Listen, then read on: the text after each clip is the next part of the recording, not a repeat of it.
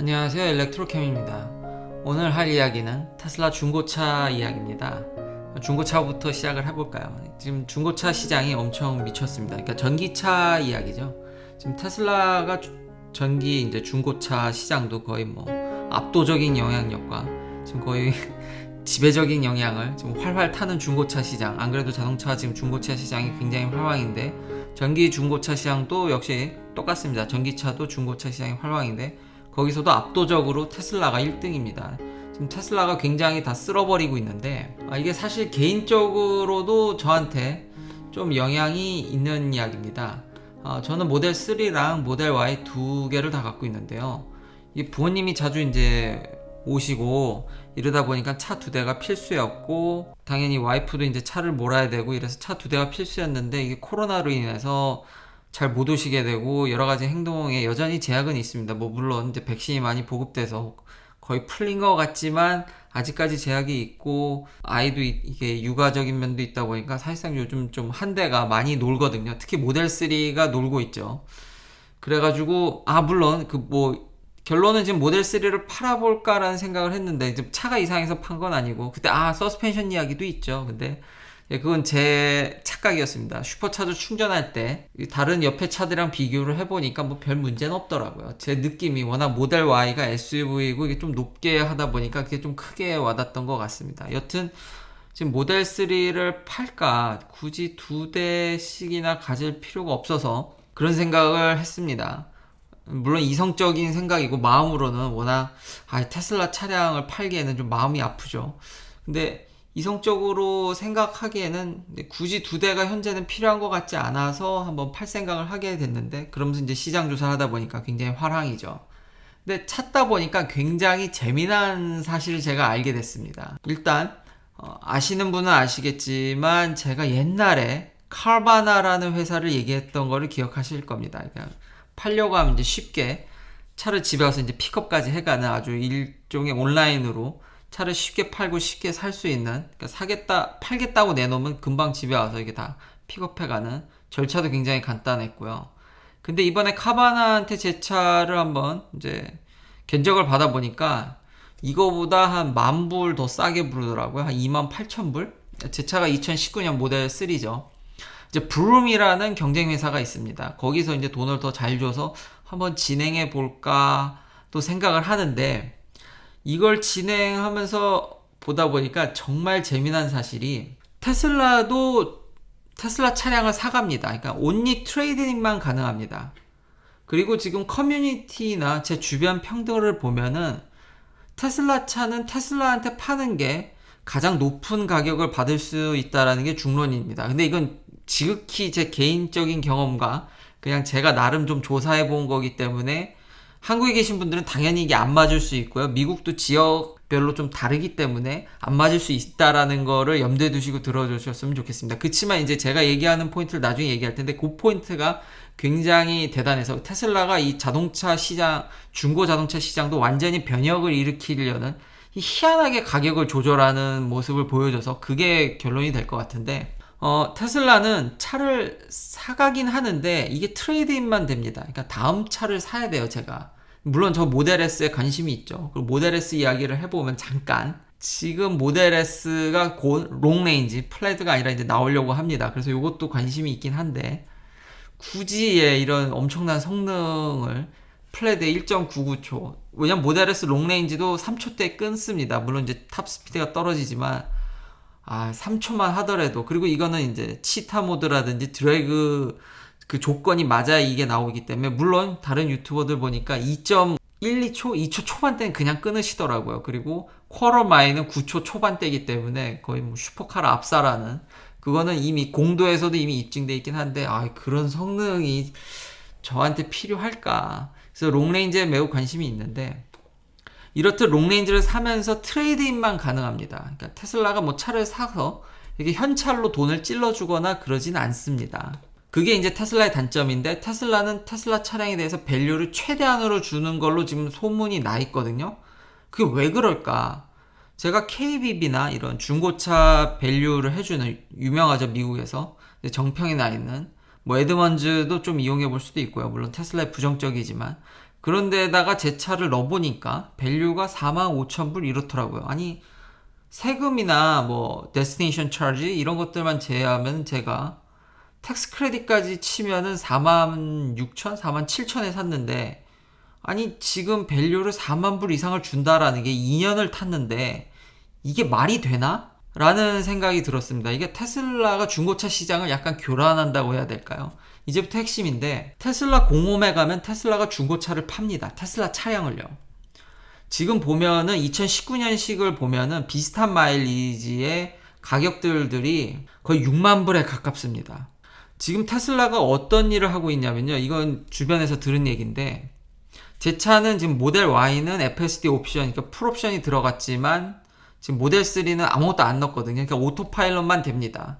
근데 테슬라가 이런 차들을 사가다가 지금 3.9초, 제 차는 한 4초 초반이죠. 롱레인지. 근데 이게 파워 그 패키지를 사면 2,000불짜리 패키지를 사면 3.9초가 됩니다. 그리고 풀 셀프 드라이빙 케이퍼빌리티 하거든요. 근데 이제 옵션을 안 넣었죠. 그 만불을 지금 업그레이드 할 수 있지만 소프트웨어적으로 만불을 넣으면 업그레이드 할 수 있지만 저는 그건 모델 Y에만 하고 있고 모델 3에는 안 하고 있는데 그러니까 테슬라가 이런 차를 사다가 소프트웨어를 업그레이드를 해서 뭐 본인들은 일도 아니죠. 이걸 풀어다가 자기 공홈의 중고 마켓에 내놓습니다. 이게 한 가지 테슬라의 트릭입니다. 그래서 테슬라 차량들을 자사 차량들을 비싼 값에 사줍니다. 왜? 이게 옵션이 안 된 차들은 사다가 자기가 업그레이드를 해가지고 마켓에 비싸게 내놓습니다. 물론 FSD를 탑재된 모델에 한해서는 이게 가격 책정이 어떻게 될지 모르겠는데 그냥 저같이 그냥 오토파일럿만 탑재된 차들은 미국에서 이거를 다른 어느 회사들보다 비싸게 사서 소프트웨어 업그레이드를 얹어가지고 더 나은 가격에 산다는 거죠. 그러니까 이게 테슬라의 묘미인데 다른 기존의 이런 딜러들은 차를 넘기면 헐값에 후려치거든요. 그래서 이렇게 브룸이라든지 서드파티에 넘기려고 동네 마켓 혹은 프라이빗 트랜잭션 그러니까 개인 간 거래 이렇게 해서 좀 더 가격을 올리려고 하는데 지금 테슬라는 자사 차량을 비싸게 살 수 있다. 이유는 소프트웨어라는 그 무형의 가치가 있고 이게 업데이트 될 때마다 테슬라는 결국 그게 가능한 차라면 그걸 더해서 팔기 때문에 이 중고 가격이 이상해진다라는 거죠. 그러니까 사실 높게 유지되는 이유가 거기 있는 것 같은데 이건 지역마다 다르고 다시 아마 한국에는 적용이 안 될 수도 있기 때문에 이야기하고 있는 포인트는 테슬라는 소프트웨어 기업이라는 게 이런 중고 시장에서도 느껴진다라는 겁니다. 이런 무형의 소프트웨어 가치를 자꾸 추가를 해가지고 차를 되팔기 때문에 차 가격 산정이 기존의 차들과는 판이하게 다르다라는 겁니다. 이번에 제가 진행을 하면서 정말 신기한 회사입니다. 그러니까 기존의 어떤 기준으로 우리가 기존 내연기관을 그냥 사면 그렇게 가격이 감가되고 뭐 딜러들은 헐값에 판다든지 이런 일련의 우리가 미국 중고차 시장에 알고 있던 정보들이 전혀 들어맞지 않는 회사라는 겁니다. 나름의 시장 컨트롤 능력도 있고 가격도 높게 유지될 수 있는 부분들이 이런 부분들, 그러니까 소프트웨어적인 부분들 때문에 그 무형의 가치 때문에 여기서도 가격이 희한한 일이 발생한다라고 알아두시면 좋을 것 같습니다. 이래서 지금 중고차 안 그래도 뭐 수요는 많으니까요. 중고차 품기도 있지만 지금 보면 저렇듯 소프트웨어를 다 언락시켜가지고 팔아서 가격을 더 높게 받는다. 그리고 최근에 가격을 올렸죠. 그 영향도 있겠네요. 3,000불 가까이 올렸으니까 계속 500불씩 한 번씩 올렸으니까 그 영향도 있어서 그렇게 해야 될지 아니면 지금 모델 S를 노리고 있는데 트레이딩을 해야 될지 굳이 차 두 대가 현재는 필요 없는 것 같은데 뭐 이런저런 고민이 생겨서 한번 이렇게 진행해 보다가 이런 사실을 알게 되고 참 대단한 회사구나. 전혀 지금까지 우리가 못 보던 행보 이런 것들을 알게 돼서 한번 쉐어하고 싶었습니다. 그리고 다시 한번 이제 모델 S랑 플레드 가격 차이가 5만 불인데 그래서 아마 모델 S 롱레인지를 기다리는 사람도 많을 것 같다. 저같이. 그리고 이제 곧 풀린다고 합니다. 그게 또 핵심이었는데 그걸 또 얘기를 안 했네요. 금방 이제 플레드뿐만 아니라 딜리버리가 곧 시작된다고 합니다. 자, 이제 소소하게 다른 뉴스들로는 이제 4th of July라고 미국의 독립기념일입니다. 미국의 정말 큰 명절이죠. 나라가 독립한 날이니까요. 근데 이제 캘리포니아에서 이걸 기념해서 공짜로 슈퍼차저를 뿌린답니다. 그날 하루가 아니라 아마 그 Fourth of July랑 몇 개 이제 Observing Holiday라서 이제 사실 Fourth of July가 일요일이라서 그 다음 날로 이제 휴가를 또 하는, 한국도 이게 주말이랑 공휴일이 이제 끼면은 그 다음 날로도 쉬는 뭐 그런 제도가 있다고 들었는데 비슷합니다. 뭐 그런 날들 몇 개 날들 기사를 보니까 그 날을 기념해서 공짜로 슈퍼차저를 주는데, 이 재미났던 게 그날 하루를 토탈로 주는 게 아니라 이제 12시 전과 밤 9시 이후 업피크일 때. 근데 지금 LA 가격을 보니까 업피크가 벌써 20센트군요. 예. 캘리는 확실히 전기값이 비쌉니다. 이게 피크 타임 보니까 거의 40센트 육박하는 것 같은데, 물론 이것도 지역별로 다르기 때문에 너무 있는 그대로 받아들이진 않으셨으면 좋겠고요. 근데 야, 오프피크 20센트는 좀 세다. 그리고 공짜로 주지만 피크 타임에는 안 준다. 요런 점들이 좀 그래도 나름 원가를 절감하는 건가요? 예, 그런 부분들이 느껴져서 예, 재미났고요. 여기 나와 있네요. 이제 between Friday, July 2nd에서 이제 Monday에서 요 날들에 좀 공짜로 그 시간대에 주는 것 같습니다. 기념이라서. 그래서 캘리에 계신 분들은 또 한껏 이용해 보시면 어떨까. 또 너무 사람들이 몰려가지고 요즘 저희 동네도 갑자기 너무 팔린 게 또 느껴집니다. 계속 슈퍼차저를 확충하는데 요즘 확실히 또 엄청 판다라는 게 느껴지는 게 또 뭐냐면, 요즘 저희 동네 슈퍼차저 가보면은 또 기다려야 됩니다. 이게 피크타임에는 많이 기다려야 돼서 그런 걸 느낄 수 있어서 이게 또 공짜로 못 이용하실 수도 있겠는데, 그래도 한번 알아두셨다가 써먹으면 좋을 것 같습니다. 특히 캘리는 전기값도 안 싼데, 아까 그 가격 보니까 풀로 충전하는데 싸지 않던데, 물론 그 동네는 기름값도 비싸지만 잘 이용하셨으면 좋겠고요. 또 이제 다른 소식으로는 지금 IIHS에서 이제 테스트한 게 다시 나왔죠. 비전만으로 테스트한, 왜냐면 요 트랜지션 구간 동안에 갑자기 이제 테슬라의 안전도를 확 낮춰버렸죠. 그래서 요건 좀 오해가 있었다라는 얘기도 제가 전달해 드렸던 것 같은데, 그건 이제 컨슈머 리포트긴 하지만, 근데 IIHS에도 영향이 있으니까. 근데 이제 다시 비전만으로 이제 했을 때 여전히 다시 탑픽을 받았다라는 거죠. 뭐 이건 당연한 수순이죠. 테슬라만큼 저 역시도 안전한 차는 없다고 생각을 합니다. 그러니까 확실히 그런 소프트웨어적인 측면, 아까 그 중고차에도 영향을 준 그런 면들이 압도적으로 다른 경쟁사 대비 그래서 높기 때문에, 물론 자율주행에 가깝다는 건 아니지만 안전을 생각한다라면 그런 것들이 크게 도움되는 건 맞습니다. 여러 이런 테슬라의 블랙박스를 보면은 그런 영상들 많이, 그거 모아서도 유튜브 채널 하시는 분도 있죠, 미국에서.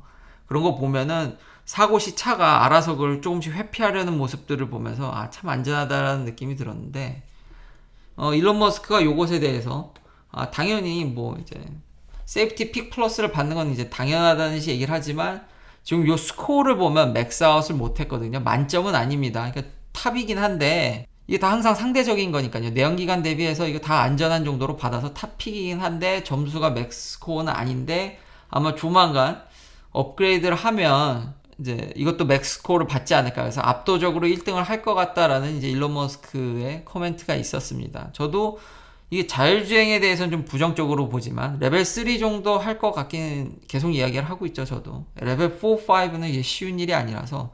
근데 이거 맥스 스코어를 받는 거는 충분히 가능하다고 저는 생각을 하고 있습니다. 그럼 위급시에 진짜 회피 능력들은 다른 어떤 자동차 회사들에서 보여지지 않는 부분들입니다. 물론 응급 브레이크라든지 이머전시 브레이크라든지 일종의 약간씩 그런 기능들은 내연기관에도 있긴 하지만, 테슬라만큼 이렇게 적극적으로 이게 작동하는 거는 아직까지는. 자, 이제 또 마지막 소식을, 배터리 이야기를 하기 전에 이제 스타링크 얘기를 해보면 지금 일론 머스크가 컨퍼런스에서 이제 모바일 월드 콩그레스죠.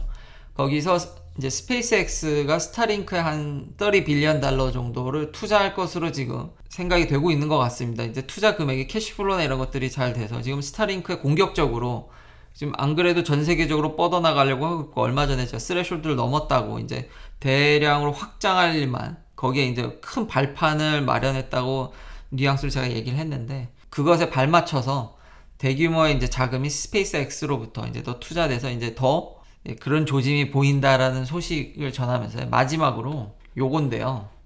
자, LFP 배터리가 좀 핫하죠. 제가 어제 이런 인산철 배터리 가지고 여기까지 성능을 끌어올렸다라는 게 참 놀라웠는데, 이 인산철 배터리는 에너지 덴시티는 떨어지지만 안전성이라든지 가격은 뭐 정말 압살이죠. 가격이 진짜 어마무시한데 그 가격을 더 낮출 수 있는 이제 이런 특허들, 뉴 SI 리치라는 여기 이 페이턴트를 보니까 지금 많은 사람들이 또 한편으로 어떤 걸 연구하고 있냐면요.